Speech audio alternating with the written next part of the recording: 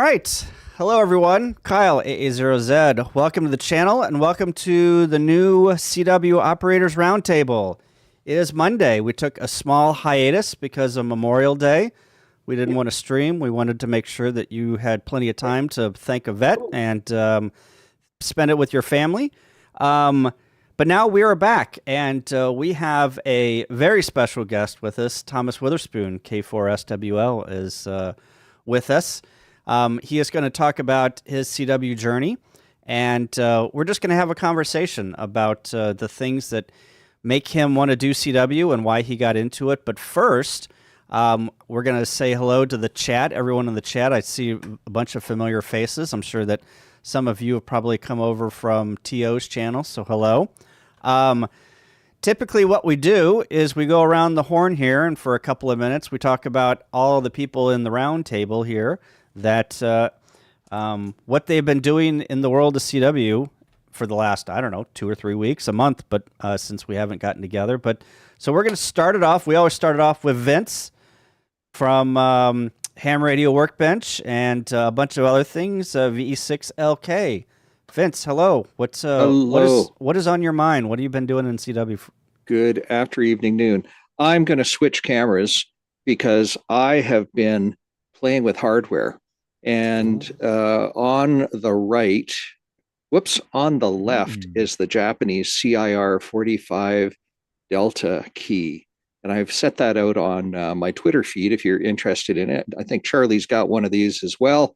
And it's a beautiful little key with magnets on the bottom and spring loaded. And boy, does it feel nice. And I put the ruler there so that you can see for yourself just how big it is. And the other one on the right was handed to me at Hamvention. Thank you, Adam Kimmerly. It's a wonderful little portable key with a couple little magnets on the bottom. You can download that file off of printables and make your own. So I've been playing with hardware, which has been pretty exciting.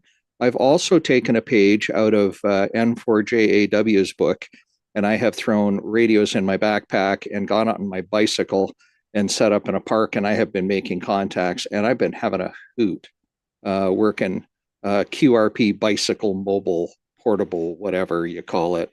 Cool. I was making contacts even yesterday off my little HB1B radio, just that little 4-band QRP rig, and into a random antenna with a Z-Match tuner in line. So, hey, that's what I've been up to. Very cool. Have you ordered your QMX yet? Are you gonna get one? I still have to build my QDX. Oh, okay, No, gotcha. not yet. I got so many kits in queue right now. It's not funny. Very good. Matt, K9EI, hello. How are you? Howdy. I'm good. How are you? Good. You've been on the air. I've seen you in my ham alerts. I think you've Yeah, probably been working some SSTs. I've been doing SSTs. I did my best SST yesterday. I had like 43 contacts and over 1,000 points. So, Nice. it for me been playing SSTs for a few years now since I started learning CW. I'm kind of pumped about that. So, I was in the top 10 for low power um operators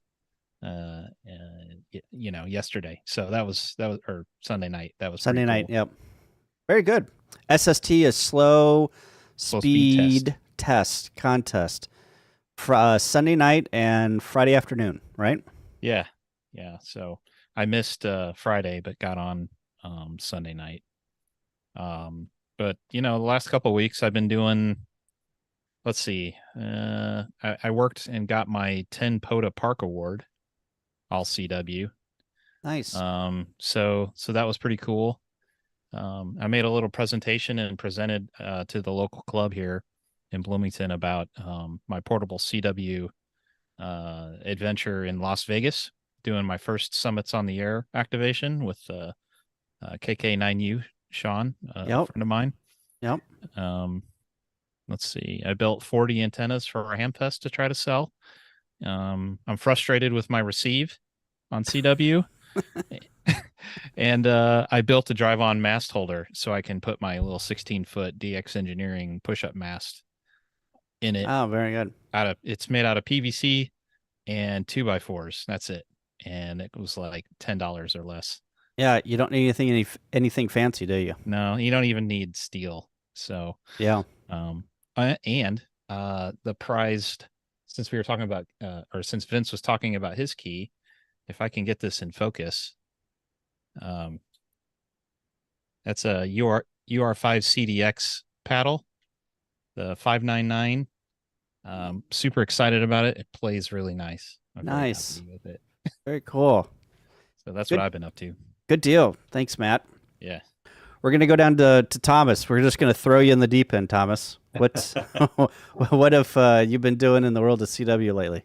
So I went to Hamvention, as a lot of you guys did, what's that, mid-May, and almost immediately afterwards came back, and my family took a camping trip. One of my daughters went to Space Academy or Space Camp for high schoolers. Oh, And awesome. so my wife and other daughter decided to just go camping. And I had some really big plans in terms of doing some POTA activations and things in Alabama. And my truck had other plans. And that's what we took down. It's a 1997 Dodge Ram 2500. And it's the engine's solid, it'll last forever, but everything else around the truck, just little things happen all the time. So I had some mechanical issues, wasn't able to go. I only went out to one park in Summit activation, but it was a hoot. It was so much fun. Worked at quite a lot of stations. At Monte Sano State Yeah, Park, which basically the entire park is a soda site because right. it's all within the activation zone. Probably one of the easiest soda summits I've ever done ever. Very, very easy. And just a pretty park. We took a nice hike there. I tried to hunt a lot of stations from the campsite, but it was a little challenging due to some QRM that was there locally. But I did quite a bit of CW when I was doing that. The other thing I've done, so one of the purchases I made at Hamvention, well, there's two things I got at Hamvention. One is a set of the really nice aluminum paddles for my Bengali Traveler that Oh, someone wow. gave me. One of my readers gave me, and so I went to Bruna and said, I need to replace out the default plastic ones on there. I want to get some really nice ones, and these are the ones I got. Can And so I need to take it apart and put those on. you can buy those separately? Yes. Mhm. I had no Yeah. idea. Different colors, different styles, and Oh my everything. gosh. There I'm you gonna go, have to get Kyle. me a set. Oh, that's awesome. Yeah, just in case you haven't spent enough at the Bengali booth yet. Right. Um, and the other thing I'm working on, and this is a very new work in progress that I think Charlie will probably relate to. This is a bug that I got from an estate of a really dear friend who passed away. He was 92, big time DXer. I don't think he actually used a bug a whole lot, but this was up on his shelf. And it only had, he had actually attached a whole bunch of little nuts and things to this arm here to slow down the speed, because I think this is probably a 1940s bug, and the speed was set, I guess, for signal core or something. I don't know, but it was incredibly fast. The dits were just way too fast for me to manage. And so I went to the Vibraplex booth, and by golly, they actually bring the weights, extra weights. And so I got a little bit larger weight just to kind of slow down that dit action a little bit. Now I need to Wow. pull apart the whole thing and clean it. Yeah. And it scares me a little bit because this is actually a fairly complicated piece of kit, you know? Yeah. That is a beautiful bug though. It There. is. I actually got two from his estate. The other one, the family wanted me to have. The other one, this is a Martin flash key, and it's in a similar state. I need to clean it as well, but it's a really nice one, and I like its adjustments and everything on it. But I'm just trying to get used to actually just I'm playing around with just my side tone to try to get my head around it a Yeah. little bit. What Um, when were those bugs born? I don't know. I need to do some research because this one, when they gave them to me, they said they were 1940s era, but I don't really know. I don't really know if they were or not, and I don't see a date on here anywhere on either key. Huh. But unless the Vibraplex has it listed Yep. under all the dust. Yeah, there's a serial number. Let's see. I'll have to look it up and see here in a little bit. It needs a lot of cleaning. These came from the estate, and I plan to pull them completely apart and put them back together again after I clean them. Vibroplex has all the manuals and all the schematics and build sheets on part numbers and everything for those keys. I Yes. just went through something similar, not with a bug, but with a brass eraser. I took it all apart and cleaned Oh, it, yeah. put it back together, and so I would. There's check also your a web- serial number reference too, if you can Yeah. figure out what year it is by the serial Excellent. number. Excellent. I will look that up and see. Yeah, the only other thing I've been doing, just really quickly, is I've been trying to make an effort to listen to my buddies Mike and Eric, WD8RIF and K8RAT, during their evening rag chew, which I sometimes join in on, but it's been a really long time because they use sideswipers.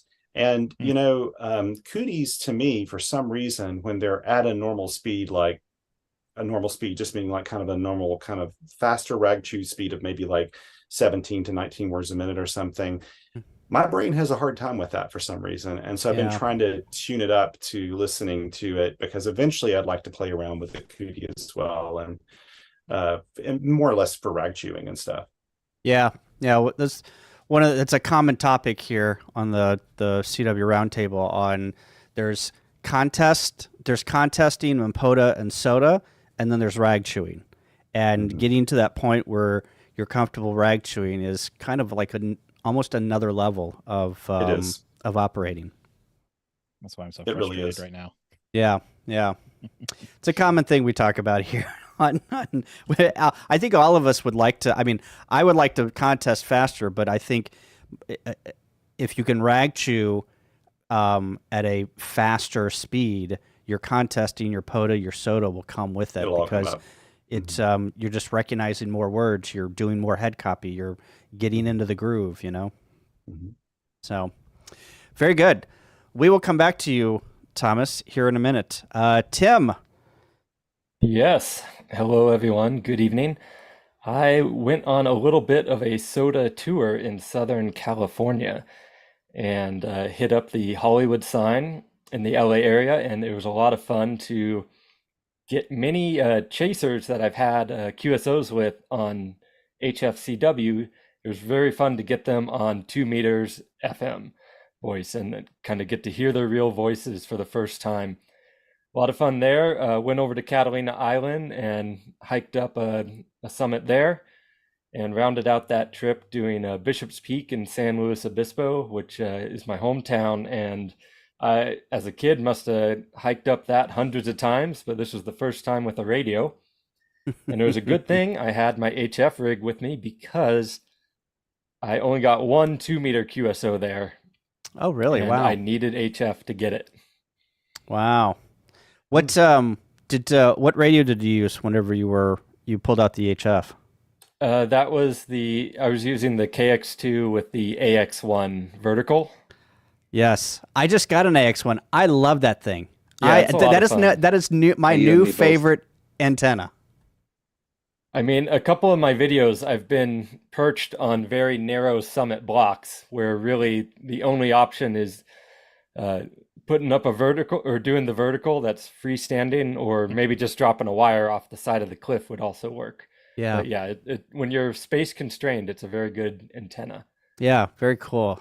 Very neat. Is there a video coming for the AX1? Yeah, so did the Hollywood sign video release this week, and then I'll have Catalina come in, and then Bishop's Peak down the pipe also. And Very then good. another more summits on the air action, W7MTB and KK7HJL, myself and my significant other signed up for the Big Butte Challenge in Bend, Oregon.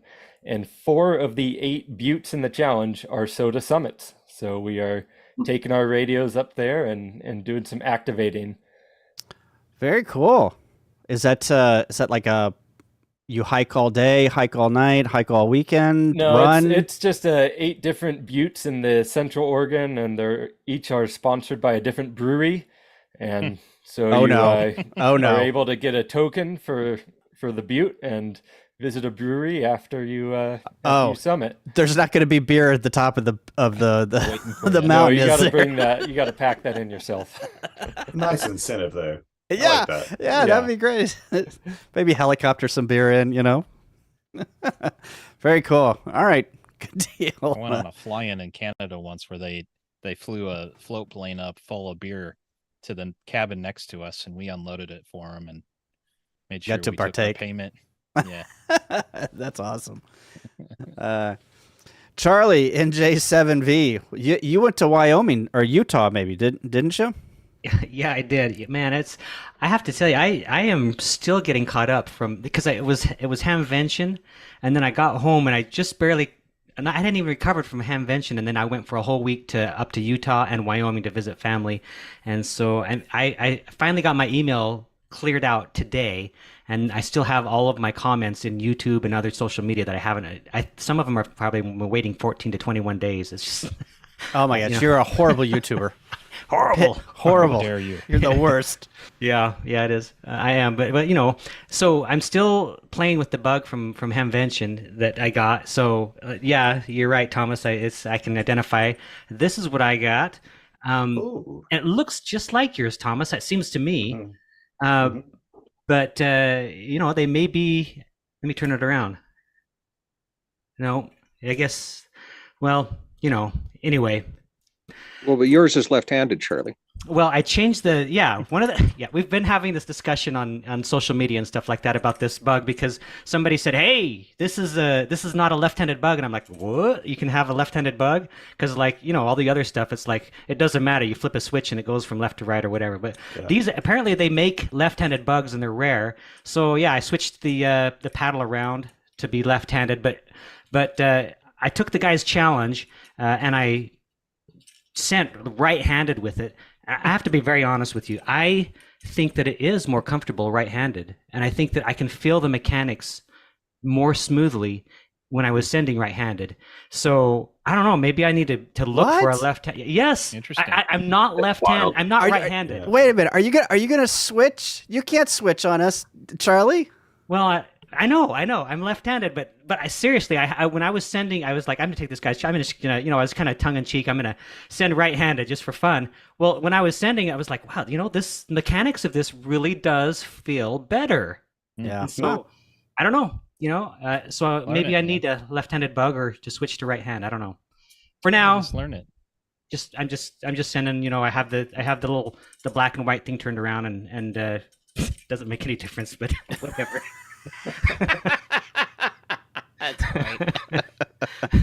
You went through all that work. It's like, Yeah. it doesn't make it. It made a damn bit of it. Doesn't make a difference. I might switch it back. I don't know, but like Thomas was saying, this thing was sending at 35 words a minute, and so I went and got a Vera speed. See this bar right here? Hang Yeah. on. I'm going to spotlight you. I'm getting people in the chat saying you need to spotlight them. Okay, go. Okay. All right. So there's this bar right here that goes up. So I took this weight off on the top. It was down here on this arm.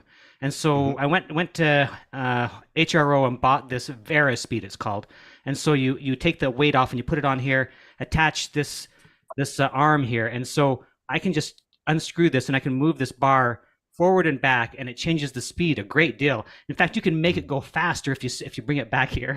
Then it actually can go like 50 words a minute. So Oh, yeah, wow. that's not my speed. So, but anyway, had to do that because the same thing with Thomas. I was like, I was really struggling because 35 words a minute, I can't really learn the bug that way. So that's my adventures with that. I've been doing so many things. I don't even know where I guess maybe just leave it with that. There's you know, some videos coming out. I have a review. CW Morris, their N0SA paddle. I'm in the process of making that video right now, and Charlie and I talked about that paddle on the way to Hamvention, and we have similar thoughts about that paddle. we do. One more thing is, I'll just say that Kyle left me in the lurch. I borrowed this from him, and I took it up on the hill. It seems very Hang on, light. hang on. I open this up. I'm like, Here, oh, right, I'm gonna It do seems this. very light. I'm gonna do this right now. I'm gonna plug it in. Here we go. Here we go. Whoa! Wait, where's the cable? So I cursed him on a video that'll be coming out here in a week or two about. How far was that mountain that you hiked up? It wasn't that far, but I always carried the Pico, so it was no problem. So You know, anyway, Uphill both ways too, right? that's right. That's right. so I pulled the key off of my bench and put it in the thing, and I went to the post office, and I was driving back, and I'm like, oh, I forgot the cable. Ah, Charlie's got one. And Charlie's Yeah, I'm a just pro. like, I would have had one anyway. Yeah, right. Charlie's like, Kyle. I got up all the way on the mountain. And I didn't have a cable. Just like, oh well, that's my absent-minded going on. TJ, what's going on? I'm still recovering from Hamvention. I gotta say, I was super bummed. I think I told you I didn't see almost any YouTubers. I saw Kyle. Yep. I was there every day. Yeah, where were you all hanging day, out? And I got the sunburn to prove it. So, Mm. but yeah, actually, Charlie, I think I might have saw you, but I Yeah, was it's engaged kind in of like something. But Ghost in the Night. Yeah. It may have yeah, been a stunt actually, double I think you I saw. saw you. I can't remember what you were doing. Probably CW, right? But yeah, no, I've just been I was hanging out at the Begali booth, sending out swear words to see if anyone would turn around, and nobody did, so takes care of that. Other than that, just going through my old photos and trying to post as much as I can, and I think I've exhausted that one. So just looking forward to ARRL Field Day. I'm not exactly sure what I'm going to do this year. I always try to do something a little bit different. And we'll see what happens. Yeah. What do you have a club that you go and operate, or do you do it on your own, or at your house, or what's the usual thing that you do, TJ? I have never, well, I used to do a usual thing with the club back in the day, but within the last maybe 5, 6, 7 years, I've tried to do something different every year. And I think it was 2017, a buddy of mine, W9XY, and myself, we actually did field day from an airplane, which is kind of fun. So Oh wow, that's cool. I think it was all CW, and that was a blast. So Airfield day. Airfield day. We were doing my call sign /AM, like Aero Mobile, and people were like, I don't know what you're talking about. So we just did my call sign, and that was it. Very It was a cool. blast. Thanks, TJ. Chris, how are you? What have you been up to? Doing good. I haven't been too busy with radio, but we did have our first Whiskey 2 camp out, which is the first and only Summits on the Air camp out I attended, and it was a lot of fun. If I had more time, I would really like to go to the other ones. I know down south they do a good one. We had Pat Yes. Whiskey 4 Delta come up, and he was telling me all about it, and he's just a great guy. Yes. And yeah, and then what was funny is, like, as we all know, we know a lot of these people through dots and dashes, and then when you're hiking and everything with them, a lot of these guys are they're older, so I just assumed I was like the hiking stud, and these guys are like doing like 4 summits in a day, and it's like Yeah. scrambling summits. I always just thought I was just like, oh, I'm the younger guy. I'll just do all of these summits. No, I couldn't keep up with some of them, and it was just really surprising. I was like, wow, these guys are for real. Some cool events. What was that? It's just so funny you're saying this, because I've been to a couple of the W4 soda campouts, the fall ones. The spring ones W4, yeah, okay. they never happen when I can do those in the spring, but and I'll be going to the one this year too. And you go there, and it's not like Hamvention or some gathering or FDIM or something where you gather and you see everyone and you go do things in big groups and that sort of thing. No. With a soda camp out, people kind of disperse really early in the morning. They're out, and they'll be in maybe pairs, but you don't get much more than that. And you'll come back at the end of the day, and like I remember, like the first camp out I went on ended up going on a way, way, way longer hike to the summit than I needed to. I just got on the wrong trail. And so I was out, I think I hiked like almost 12 miles and got one summit. And I came back, and like people were saying, yeah, I picked up 4 summits today. And I'm like, like, how did you do that? That's so funny you say that, actually, Thomas, because luckily for me, where they had to camp out, the most central location was the mountain range, Catskill Mountains, that are 30 minutes from my house. So we had Eric from Canada, Victor Alpha 2 Echo Oscar drive down, and then people as far south as Pat. But me, I was just 30 minutes away from my house, and so I got all the tallest summits there, the ones that everyone wants to bag, but there are these ones that are like hard to get to, and I was like, oh, I should use this time to do that. Same thing, I did like a 12-mile hike for like an 8-point summit, and guys were coming back with like 40, 50 points. And I was like, that's insane. I live here and I haven't even done that. But it was a lot of fun. And it was very much like you said, Thomas, you wake up, everyone puts the ruck on and just heads out. Yep. We did go to it was cool because you just hear them on a summit and you're like, oh, that's where they are today. We did it on the weekend of Hamvention, which was like a massive solar flare too. So it was kind of band conditions weren't great, but it was still so much fun. My mission was to activate all my summits with a stray key. That's hard to do when you leave the bag with all your stray keys at home. And then yeah. So you brought out your buck knife and you cut the end of a cable off and stripped it. And you're bashing the wires together, right? Exactly, Vince. That's exactly what I did. Perfect. Good man. That's exactly what I did.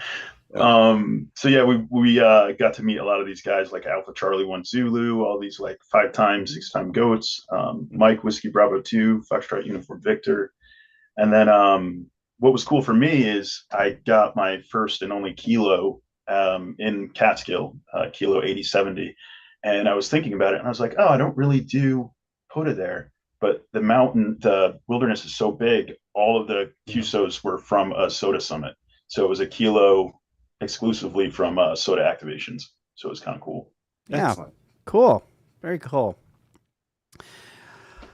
Well, thank you, Chris, for being here. And so now we're going to get to, we got about 30 minutes left here, and we want to talk to Thomas about his CW journey.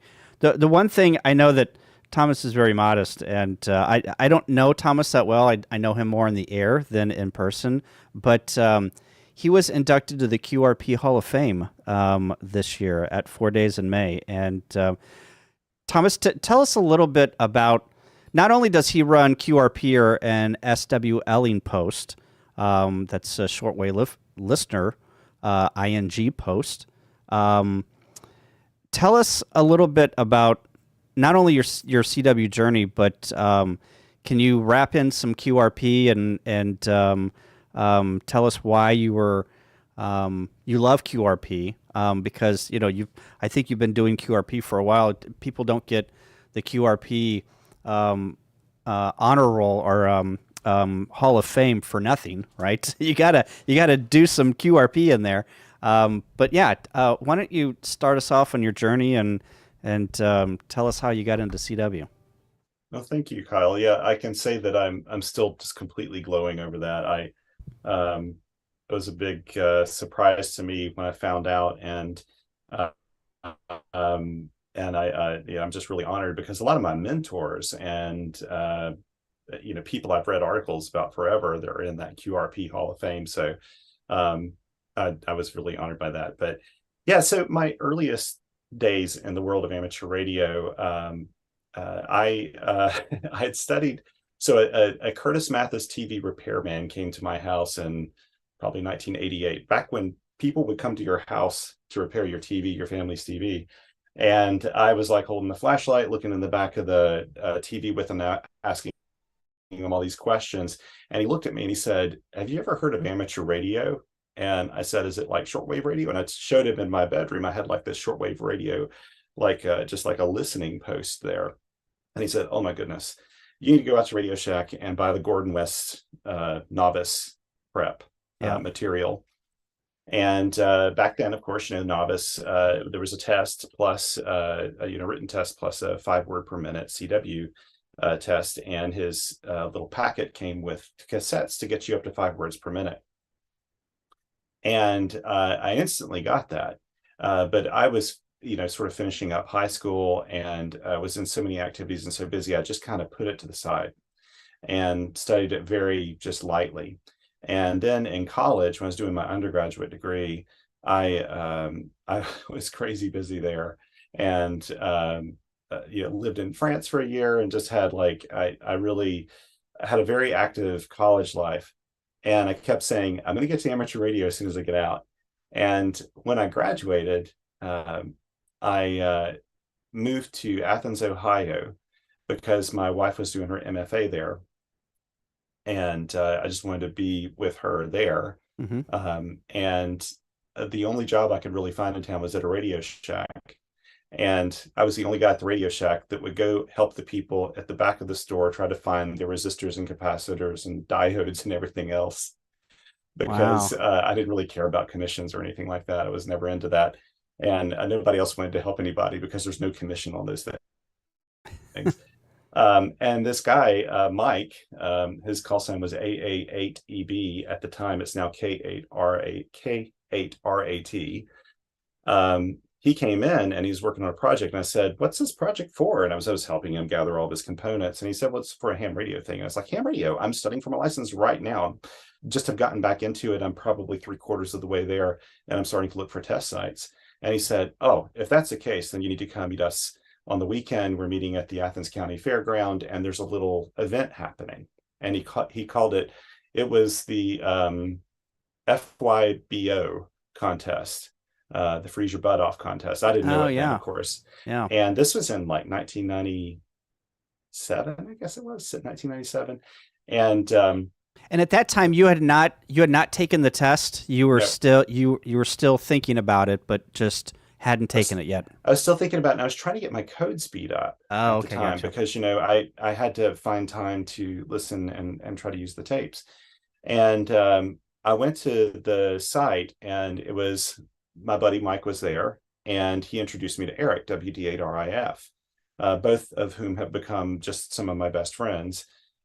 We've been in touch ever since, and are in the Southeast Ohio Radio Adventure Team, the Sewer Rats. And I saw a QRP Labs, Index Labs QRP Plus transceiver, little QRP transceiver. It's like a little cube that my buddy Eric had. And I said, how much wattage is that? He said, "Oh, this is QRP. It's like a 5 watts max." And he's just banging out contacts in CW, and I'm looking at his call signs he's logging, and Mike's telling me where they're from. And I was absolutely hooked right then. I thought, this is just the coolest thing on the planet, because I've always been into field. I like being outdoors anytime I can. And the thought of taking my radios outdoors, that was super appealing. And so I ended up I practiced those Gordon West tapes until I got my 5 words per minute. I took my novice test and my technician test, so I would have then the Tech Plus, which gave me some HF privileges in CW. And then shortly after that, moved again, started working with a company that ended up moving me and my wife to Europe, and we worked there for a long time. And I upgraded to general, and I had studied for the 13 word per minute test, and I was probably up to 7 words a minute or something. And they dropped the code requirement. And so I was like, well, I'll just go ahead and take the written portion. And I did that. Moved to the UK, was there for a long time, and CW kind of sat on the back shelf for a bit. And it wasn't until my daughters were born. They were born early, and so we were my wife and I were spending a lot of the time in the house with them. And I was on paternity leaves and stuff, and I thought, well, I've got some time now to listen to those tapes again and try to recall my CW. So I listened to the Gordon West tapes enough that I could copy my letters and my numbers and like question marks and things like that. That's all. And the second I did it, I called my buddy Mike, K8RAT, and I was like, "Let's hop on the air before I chicken out." And he's like, "Okay, let's do it." Yeah. And he started working with me at 5 words a minute. And we met every single morning for Rag Chew for probably, I'm guessing it was about a year. And he took my speed slowly. I didn't even know it was happening, all the way up to probably about 13 words a minute, maybe a little bit more in regular Rag Chews, using electronic keyers. He wasn't using a CUDI or anything then. and I really loved it. I loved doing it. And then I started building a house. I set CW aside again because I was 2 years really into that project, and finished the house, moved in, and I found that like I wasn't using CW a whole lot, and part of the problem is I am just not a I don't operate radio in the shack a whole lot. I will, make a few contacts. I would make some DX contacts and things. 13 colonies and things like that would come up, and I would do a little bit of CW. Right. But I wasn't doing it very hard, and I was doing the odd rag chew with Mike and Eric. It really wasn't until I started getting into POTA that I decided to take it to the next level. And in the early days of POTA, I say like the early days is only like 2019 or so. You would go out to a park, and POTA was much, much smaller program then, way less hunters, Right. way Yep. less activators, less park entities even. Yeah. And we were in the doldrums of the solar cycle. I mean, like right now, it's really frustrating to go out and you see really good solar numbers one way, and the other way, it's super unstable. So you're not getting the benefit of all those great solar numbers. There, they didn't even have sunspots. They were just completely gone. And you had instability at the same time. Yeah. It's kind of frustrating to go out and operate. And a lot of the parks I was operating here, I activated a bunch of all-time new ones in the POTA system. And it's just because there weren't a lot of people activating then, and I wanted to go to new parks, and they tended to be atnos, and they were out in the middle of nowhere. And so I had no cell phone service, no nothing. And after going once to do an atno in a fairly adventurous spot to get to, it was a little challenging to get to. I went there and couldn't get one single contact in single sideband, and this was having a couple people looking out and listening for me, but band conditions were bad that day, so I couldn't get spotted. So back then, if you weren't spotted, you definitely were never going to be heard. Right. Yeah. And so I kind of came back from that one, and I was like, because I wasn't able to complete that activation, didn't even make a contact to even log one contact. Yeah. And I was like, that's it. And I thought at first, I'm going to do the satellite thing. I'm going to get the Garmin InReach, which actually I have now, but for other reasons. And I thought about doing that on the way home. And then I thought, no, wait a minute. I need a ham radio solution to this.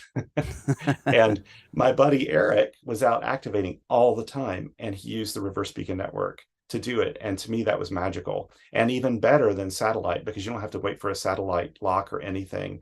You just hop on the air and he gets auto spotted. And so I said, that's it. I'm going to start, bringing my CW game up a little bit so I can do POTA. And I think I started really practicing it sometime like maybe late April or in May. I started, and I used, is it called Moore's Runner? Is that the name of the program? Yep. That simulates pileups and stuff, because that's what intimidated me more than anything else. I knew like if I was just one individual sending me their call sign in the exchange, I could probably get through it, but I was really worried about multiple people. So I practiced with that, which was an absolutely brilliant tool to work with.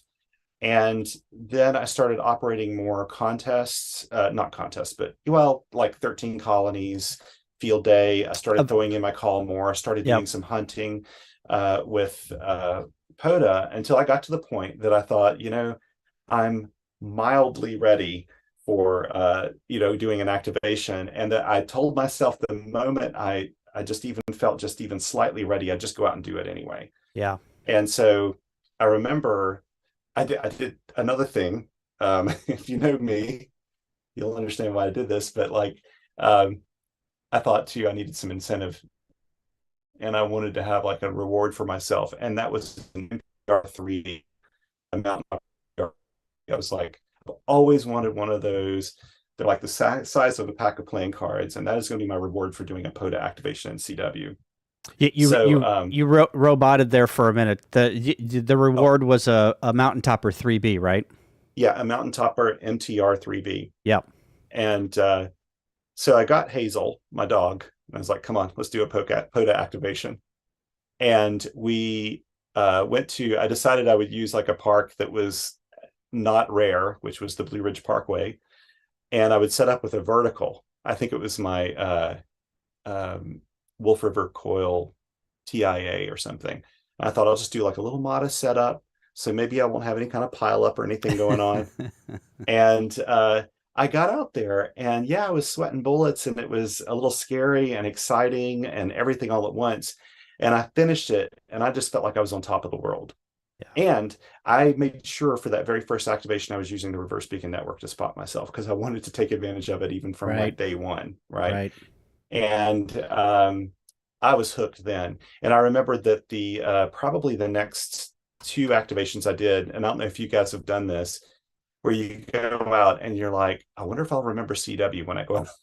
Am I just going to lose it? Like I'll go out and not know CW all of a sudden or something. And so I was we nervous. Always worry about that. Yes, I still do a little bit. Some days I go out and I'm like, will I remember it when I go out there? Yeah. And so I went out and it's so funny, because my whole goal was I would do, my buddy Mike always joked about it, because back in those days, like even in 2020, you used every tactic you could to get your 10 contacts with POTA, because that was not a guarantee. You had to work for them then, usually when you go out.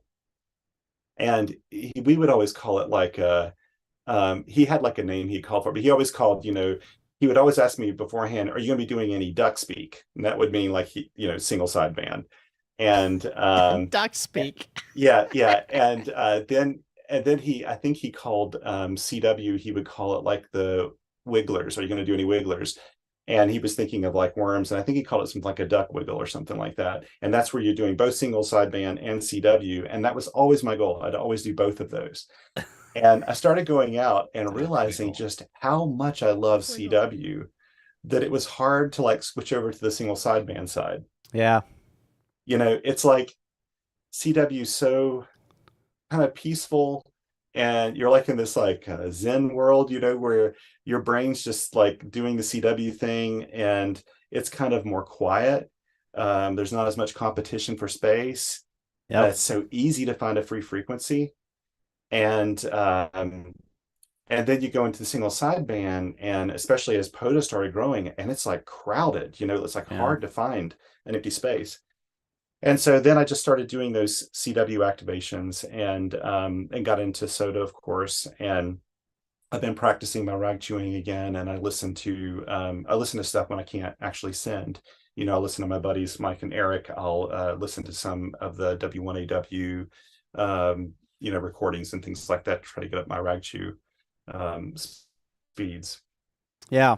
I had no idea that. So you really picked up CW in 2019. Did I hear that right?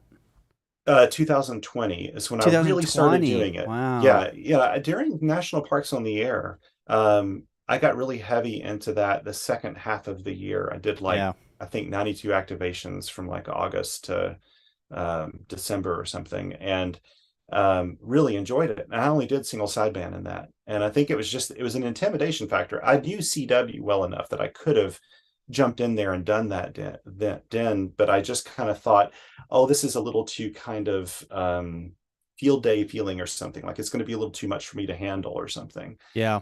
And so it was just really getting comfortable. I wasn't doing CW regularly enough at that time to keep my head tuned up with it, because really it's all about always just listening. It's just getting a lot of listening time in. Yeah. Yeah. Whenever, and guys jump in if you got a question here. What were some of the tools that you used to practice listening and copying? Was it just Morse Runner, or did you use something else in supplement? What else did you use? So I used Morse Runner, and frankly, I listened to on the air QSOs. Here in my shack, you had mentioned I run a blog called the SWLing Post, and it's all about shortwave radio and international broadcasting and the receiving side of things. So I have a lot of SDRs, receivers, SDR receivers. And so I'd keep one running, like my Win Radio Excalibur or something, and I could just like look at the spectrum and pick out a CW QSO I saw going on, and I could just listen to it while I was doing other things. I had My buddy Carl, in for, and I can't think of his suffix now, he was actually the editor of DX Magazine for a long time, Carl Smith, and a great guy, and he passed away a few years ago. But I was at a club meeting with him, and I knew he was, a very capable CW operator. And I remember asking him at the meeting one night, I was like, how do I get my speed up right now? Like I feel like I'm kind of stuck at this spot. And he said, Thomas, it is literally all about just having CW around you all the time. And he said, what I did, he said, I just left my radio on, I'd tune to something, and I'd work on something else and just have background, and every so often get your attention and listen a little bit, then pull away. And he said, just do that off and on, and you'll find that it starts to build up your speed and your confidence and everything else. And that's sort of what I did. I listened to online QSOs. Yeah, you on the air QSOs. Yeah, you just immerse yourself in the language, right? Mm-hmm. Yeah, and that is actually how I have to learn any kind of language. It has to be immersion when I do it. Usually, I'm not good at the textbook things. You spoke about that, about learning French, also, right?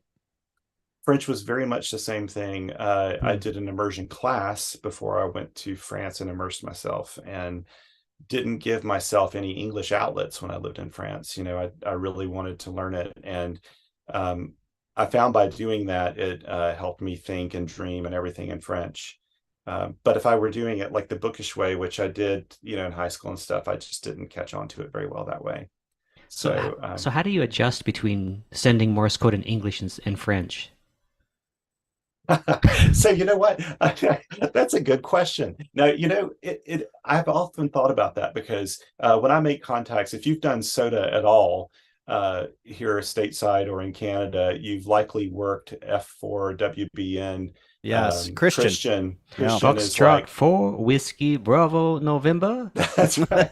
And I don't know if it's so very few SOTA activations where I haven't worked him like almost the very first contact.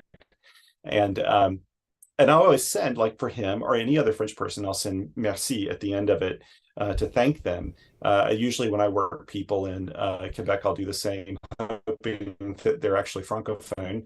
And I've often wondered if I've never done a rag chew that I can have in French. And I don't even know what I would do for like accented letters and stuff. I guess not. I guess you just don't worry about that, with CW, but it is kind of funny you asked that, Charlie, because I have kind of sweated that before. I'm like, well, how do I do that? Yeah, I was a little tongue in cheek, but at the same time, I was curious about something. Yeah, you kind of answered it. Yes, you put merci on the end and stuff. Yeah, I'm curious too. So not just French, but any language, what the differences in Morse code might be, the nuances. Yeah. And I think for like standard things, contesting and stuff, you'd never even know because it's just all the same. But like when you're actually doing a rag chew with someone, I bet you that there's some nuances in it. Well, whenever I was learning CW, I remember, actually it was way before. I remember looking on the internet and there was a thing called American CW and international CW. And I'm like, what? There's two different issues. Like and at the time I didn't realize, it's like, well, if someone is sending CW, how do you know if you're sending American or international? Like what goes on with that, Yeah, it's almost like, well, then do they have does their fist sound like it's another language? Right. Right. It's like, oh, he's sending an international. I need to like switch gears. And before you know it, 5,000 characters have gone by, Yeah. I'm glad Morse code's as standard as it is. It is kind of it's kind of like the English of the linguistic world, where it ends up being like the default language for people when they need to communicate across languages. And I'm glad that Morse code is as standard as it is in the world of amateur radio, making it so easy. And I've got to say that like the other thing that that we were talking about earlier, like when you've worked somebody like Tim was saying, where you've worked them in CW for a long time and never heard their voice, and you hear their voice and it's like, whoa, wow, that's something else, and I was doing a lot of that too. That happens at these SOTA campouts as well, because you're meeting people that you've worked. And the SOTA campouts, actually, you wouldn't even have to do HF at most of those, because you could just take a you could take an HT and you work summit to summit all day long. You have summit to summit pileups at those things, and it's just insane fun. But yeah, and I think, you know, CW for me is I don't know, it's I don't know if any of you guys feel this way, but it's kind of therapeutic. You know, it's when you're doing it, your brain. I've always likened it a bit to mountain biking or something, where when you're doing it, all of your focus and all your attention is just kind of in that space, and you can let the rest of the world melt away, you know, during that time. And I really appreciate that part of it. Yeah. I've had times where I do code and the time slips away. You don't realize, you know, how long you've been doing it. So yeah, I also appreciate that. Yeah. I have to say, oh, go ahead.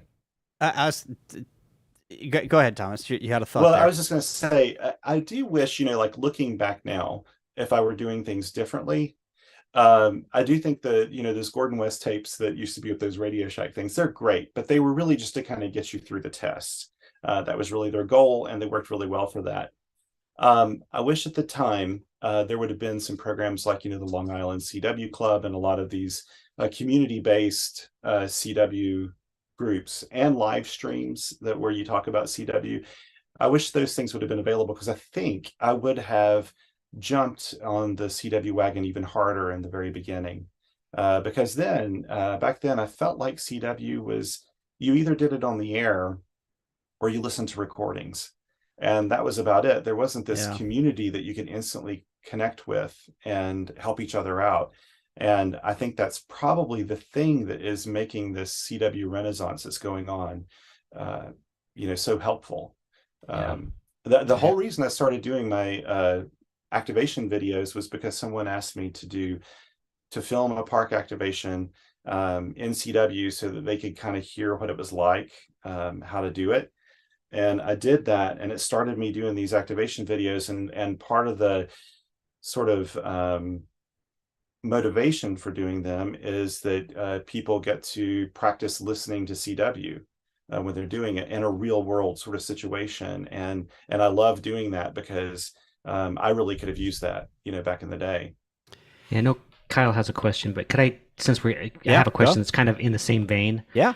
So you were talking about lessons learned. I'm just curious for you, Thomas. I know we all have our own stories probably, but for you, what do you wish you could, what do you wish was different about your CW right now? I mean, for me, there's things that I'm like, I need to improve on, I need to change. And they're just, a lot of it is habits that I picked up in learning Morse code way back when. So for you, what things are you experiencing or kind of like on your mind, like going, you know, I wish. Well, and evidently you guys talk about this a lot. I want to bring my rag choose speed up just a little bit more. I can probably comfortably do rag choose at maybe 16, 17 words a minute or something most of the time. If someone doesn't have like a really crazy fist, I can usually do that. At the same time, I want to really get used to listening to the different straight key modes like bugs and side swipers and things, because I hear a lot of those. And side swipers are the hardest for me to have a run, just do head copy with, you know, at a reasonable speed. For some reason, I have a hard time with that in rag choose, and I want to get that a little bit better because I think it just broadens what I'll be able to listen to and interpret. Because I do love it. I love the sound of, I think cooties sound amazing on the air, but I have a hard time with that. And so that's something that I'm working on. You know, I haven't heard a lot of cuties, or maybe I just don't identify with what they really are. Maybe I need to pay closer attention. I don't think I've ever heard him before. It's so funny. My buddy Eric, WD8RIF, he loves doing cootie work, but when he does a park activation, he likes to use his electronic keyer and use the CW message memories because he wants to get the reverse beacon network to spot him. Reverse beacon network isn't as crazy about things like cooties when you're using it. It's a little picky about that. And so he would use the electronic keyer to make his CQ calls. And it was so funny. One day I was working and I was hearing, you know, WD8RIF, you know, CQ POTA. And I respond to him, and he responds with a cootie. And I was like, Eric, it's sort of like you have this like perfect English accent, and then all of a sudden, like you start working, and you got some completely like foreign accent all of a sudden. It's like you're two different operators. And I was joking with him about it, and he was like, I probably should just be doing this with electronic keying. I was like, no, I think it's great that you're using. I think it's great to hear the variety. Just like when I get hunters contacting me with bugs and everything, I kind of like that. But it is funny what your head does to it, like. Yeah. Yeah. Your CW videos, that was just a request that someone made, and then you just stuck with it after that? Is that how that came about? I have had from my blogs, because I've been doing these blogs, qrpeer.com and the SW Whaling Post, since 2008. And as soon as YouTube started becoming a thing, people were asking me to make videos. Well, the thing is, my wife, when she did her MFA at Ohio University, it was in film. And she did a lot of editing and things, and I helped her on the computer side of it in the early days of computers being able to do editing. And I kind of said, I never want to do this again. Oh my goodness, this is so difficult and crazy, and just so many decisions to make, and it's so time consuming. I appreciate the end results, but it's just not for me. So when people told me to make videos, I was like, no, I'm not having anything to do with editing. No way. And so when this person asked me to do the video, I said, okay, I'll turn on the camera, let it roll, and then stop the camera. And I'll put that video out on YouTube, and I'll probably get a whole bunch of trolley comments, and people laugh me off YouTube. And it was just completely the opposite. I just could not believe it. Because I don't read a lot of YouTube comments, but they can get, on some channels, they're pretty mean, and I just didn't want to deal with that. Yeah. But they were really supportive, and so I kept going out and doing it more and more. And even today, like my videos are very, very, very lightly edited. In fact, I usually don't edit them other than to piece together the parts of it, Yeah, there's some editing that you have to do, right? It's just the mechanics of editing a video. But yeah, you don't. You're my favorite phrase that Thomas has is, "You're watching the sausage being made." Yes. and that's so true. Like, a lot of people, whenever they go out and do a SOTA summit or a POTA, especially a SOTA, because a SOTA is a little bit tougher. I mean, you have to get up the mountain, but you don't have the luxury typically of figuring out where you're going to activate from, and you might have a ton of antenna challenges up on top of that SOTA. And Charlie knows this, Chris knows this, Tim knows this, that whenever you get up to a SOTA summit, you've got another set of challenges just to get on the air, and people, it can be a challenge to and they're making videos on top of that. So it's a challenge to keep all of that stuff straight, and to tell a good story, and to put your thoughts and your actions together so it makes a coherent story. And but the great thing about your videos, Thomas, is not only are you watching the sausage being made of putting your antenna up and all of the time and effort that it takes that I usually edit out, people get a feel on, oh yeah, I'm going to have to spend an hour in the park because I'm going to get a throw line, and it's going to take me 4 times to get that antenna in the tree. Not if you're Thomas. Well, exactly. Not if you're Thomas. Holy moly, can that man haul a line up into a tree? Yeah. One shot. I mean, Potty Mouth made an appearance on Charlie's video, and thankfully he beeped it out. Anyway, Thomas is hugely efficient at that. Yeah, and not to take it away, but that's practice, right? Yeah. Well, the St. Louis Cardinals are kind of they don't have a very good team this year, Thomas. I'm sure that there's somebody on the roster that you can probably replace. Well, it's just really funny. It's one of those things that, like, you don't have to really work to build skill with it. When you're trying to put a line in a tree, it's not like you have like a hole this big you've got to throw the throw weight through. You have a general idea on the tree where you want to go, and you get a little bit better at just slinging it and knowing where it's going to go with time. I still screw up sometimes, and And it is true that like when Vince and Charlie and I were out doing this activation, along with Eric and Miles, on the Sunday of Hamvention, I looked at that tree, and I don't know about you guys if you use trees a lot to support antennas, but like I don't even see trees as trees anymore. They're just antenna supports, and I evaluate them as that. As I'm walking down a trail, like just at our house, I'm like, that's a really good one right there. That would work really well. I go for that branch. And I'm just constantly doing that. And so I looked at the tree that we had to go into, and I was like, oh, this is one where you throw it in, it comes down, and you're fine. So it didn't really matter where it went in the tree. It just had to get up there and come straight down to be a vertical. You look at actually, I can use this anecdote. Whenever you become a ham radio operator and you get your license, now you look at every single antenna That's that right. you ever see on every car, every house, every large antenna, whatever, and you're just like Trailer court. Yeah, trailer. That's a 20-meter beam. Oh, look, that's a vertical. Look at what That's right. Yeah. It's very similar. You start to see trees that way. And for me, I do live in the mountains of Western North Carolina. We are kind of blessed with lots and lots of trees. There's hardly even on our summits, they may be short on some of our higher summits, but we still have trees. And any SOTA operator around here will tell you, it's just as long as you can get the wire semi-elevated and RF's got to go somewhere, you're going to be able to make your contacts, and don't worry about it too much. So I usually, I don't have to plan to do. In fact, that's one of the things I want to work on this year is getting better at guying a mast and putting like a telescoping pole up, because someday I'm going to travel out west or someplace where I won't have these trees, and I really need to know and be efficient at putting up, like my tactical mini pole, from SOTA beams, that sort of thing. Right. A good thing too, Thomas, for coming from someone that like knew nothing about summits on the air or parks on the air not long ago at all.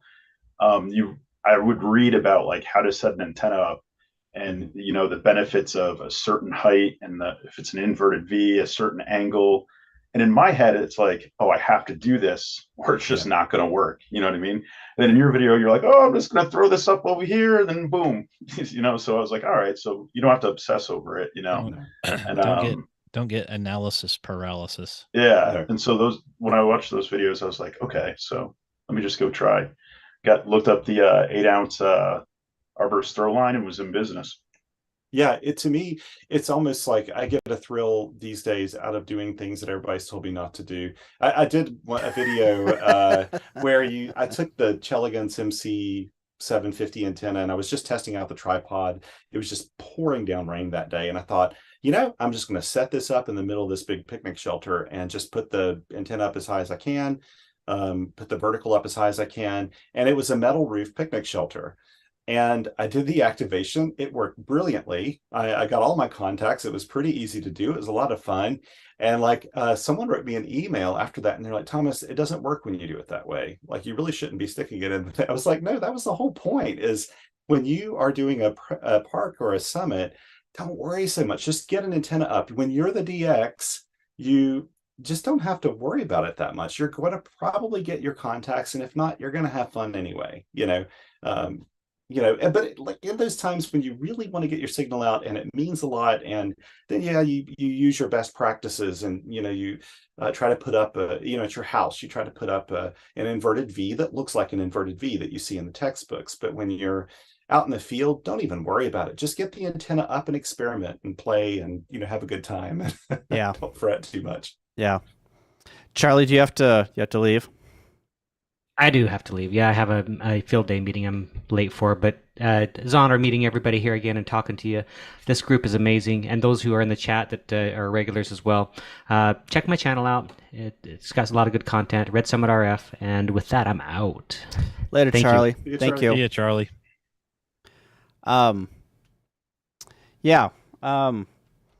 So we've been going about an hour here. Guys, any other questions you have for Thomas that you want to ask? Anybody in the chat? I just had assumed that Thomas had been doing Morse for like 20 years or something. I did too. This is like, I am now Same here. shocked. It's a revelation here. I feel So like I've been you- slacking off. Yeah. So you said you picked it up in 2020? No, so Well, you've been in and out of it for a while. I've been using Morse code since I became an amateur radio operator, and I did make some contacts early on with 5 words per minute Morse code. I did jump out there and make a couple rag chews, but they were very few and far between because of my travels and my crazy work life then, and as an expatriate and everything. I didn't have a really good home base for a long time. I just had an FT817 and where we lived in Britain, and I just didn't do a lot of CW then. So it wasn't really until 2020 that I started kicking in and CW became my preferred mode and what I turn to all the time. Up to that point, I could have never, like, I mean, I'd have to go back and look at one of my early videos now, because someone told me recently, like, gosh, I saw one of your early videos and you've really progressed in that time. And I'm sure you guys know, like, when you're doing CW, you don't notice that. Just like learning a language, you always feel like you're behind. It's kind of funny, actually, with the language analogy, because I've always said that CW is not a language, but it uses that language portion of your brain. And if it were a different language, then you'd have to learn different words and grammar and all those things. But like, I remember in France, when I was there, I got there and there was a struggle for the first couple of months. Then I started like noticing that I was dreaming in French. And the really wacky part of that is when I dream in French and I'm speaking with French people, their French is really good. And I'm like, wait a minute, that's in my head. Like, that's already there. How do I unlock that achievement? But that's kind of the weird thing with language. But I'd always felt like, I don't understand it well enough. I'd watch a movie or something, I'm kind of struggling with the words, and why don't I understand the words in this song or whatever? And then you travel away to a different country where you don't speak the language. Like we went to Austria for a while, and I came back, and all of a sudden when I was in France, I felt like it was my home language again.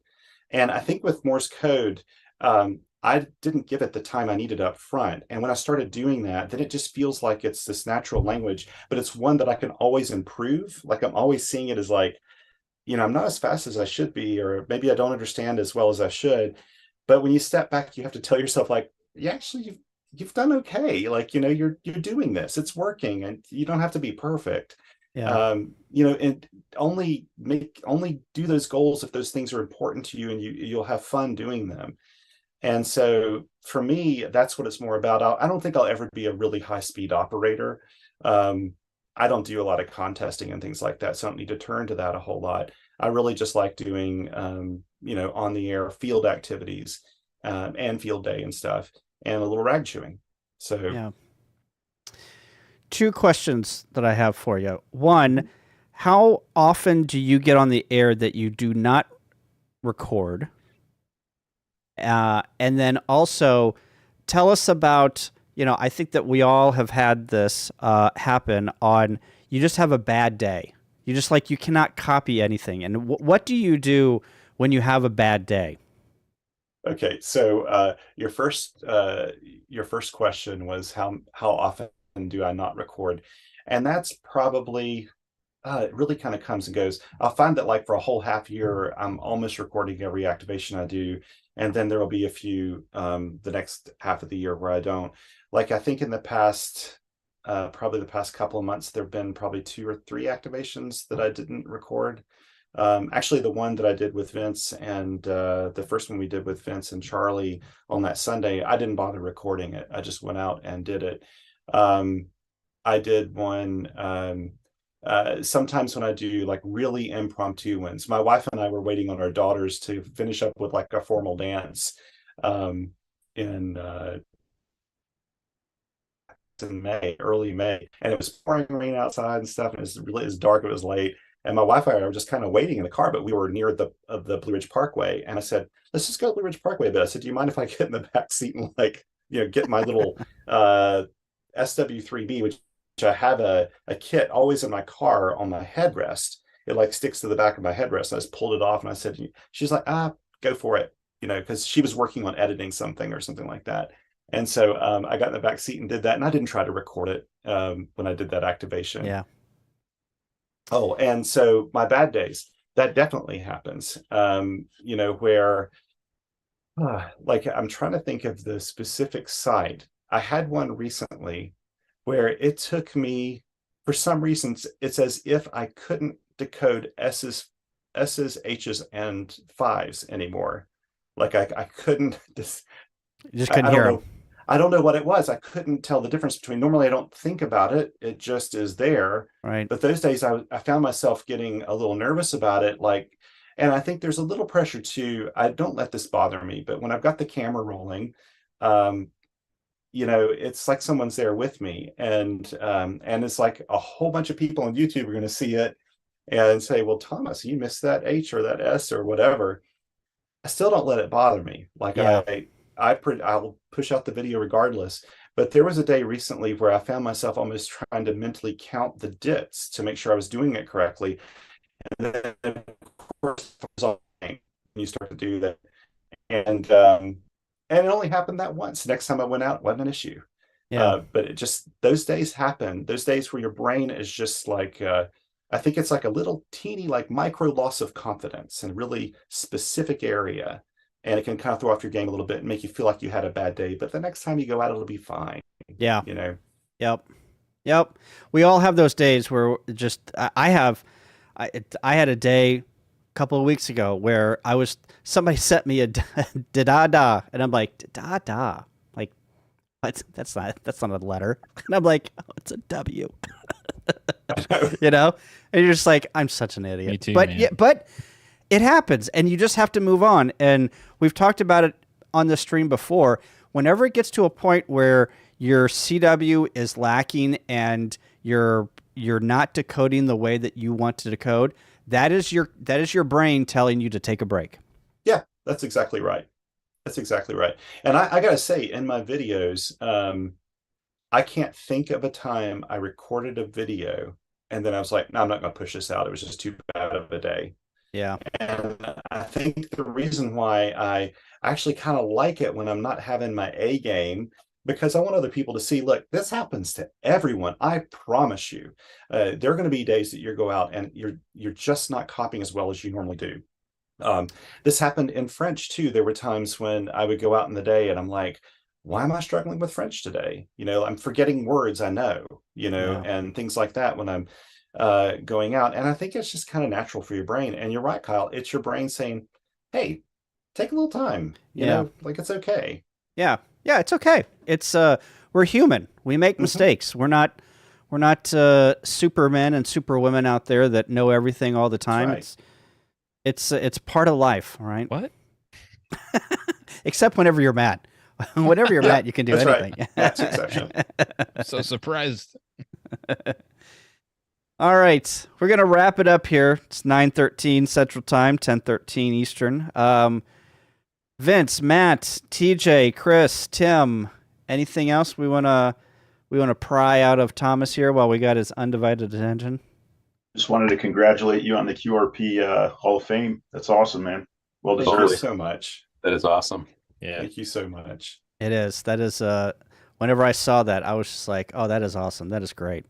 Yeah, I really I don't know in my world if I could have gotten a higher honor because I'm so passionate. I love QRP, and I think the QRP ARCI is just an amazing organization. So I'm very honored. Even if it was a temporary loss of judgment on the people who who nominated me, I'll take it voted. anyway. I've got it now, and they can't get it back. They were having a bad CW day, and Yeah, they, One of those low confidence days. Yeah, I was give just, it to I him. was just so, it's hard sometimes to take something so positive like that. It was really amazing. So I'm really grateful. yeah. Well, Yeah. I wanted to tell Thomas, keep up the good work. And you are a true influencer not only because of your great videos and QRPer.com, your blog and everything, but you made me spend money. I bought an SW3B There you because go. of you and your reviews. I'm happy to enable. Master enabler he is. It's a great little radio, and I'm having fun with it. It's good The fun. next thing I'm doing is I'm building a little QRP tuner for it. So Oh, excellent. Excellent. have fun with that little radio. That's Yeah. the one that's in my pack, that's in my car, and I love it. Every time I get it out, I'm like, this is a really fun radio to operate. Mhm. Yeah. Yeah. I'm putting Thomas's YouTube channel in the stream and also qrpeer.com, which if you've not gone over to qrpeer.com, it is a great vlog. Not a vlog. It's a blog, B with a B, Baker. I'm using my SSB skills there. Do you like that? Which just what is it? Is it Bravo? Yeah. See, I had a brain fart. I was just like, yeah, B, the Baker, Bravo, whatever. Crunchy Baker. That's You've from been hanging Chips. around with the Honda, cops orange. too much. Yeah, it's from Chips. It's Punch and Punch and John. yeah. Anyway, he has a blog over there and has a ton of great information about radios and operating. And you put your field reports over there too, don't you, Thomas? Yeah, actually, the field report, I always tell people I'm not really a YouTuber. YouTube is just a place where I put the videos that supplement my field reports, because I actually spend probably 3 or 4 hours putting together the field report. That's where I spend my time, and put links and photos and explanations about things, and those are usually where I put my random thoughts and things like that are there in the field reports. I love doing those. And the other really cool thing about QRP is I've got some just great contributors that come on, like Vince here, VE6LK. He'll post his field reports, and I love having it as a platform where people can share their field reports, doing POTA and SOTA and any kind of on-the-air activity the way they do it. I love reading those myself, and I love that QRP has kind of become a place where people can share those things, and I love doing that. Yeah, cool. Very good. All right. Thomas, thank you very much. I appreciate you coming on. I know Pleasure's all mine.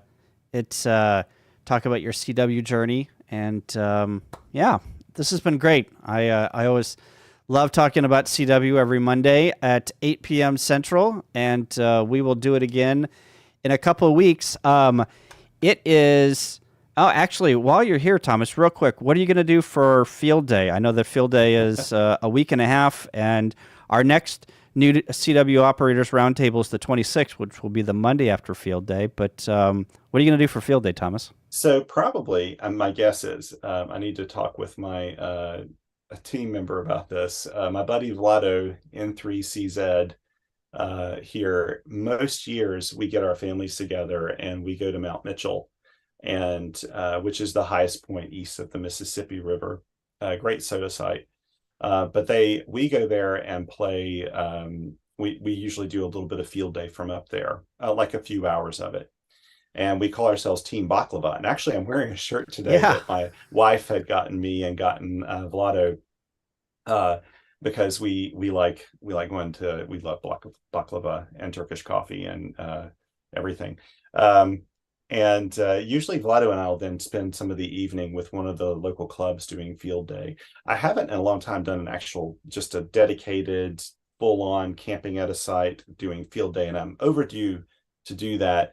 But this year, like in years past, I have some other things going on that weekend too, so I've got to kind of squeeze it in.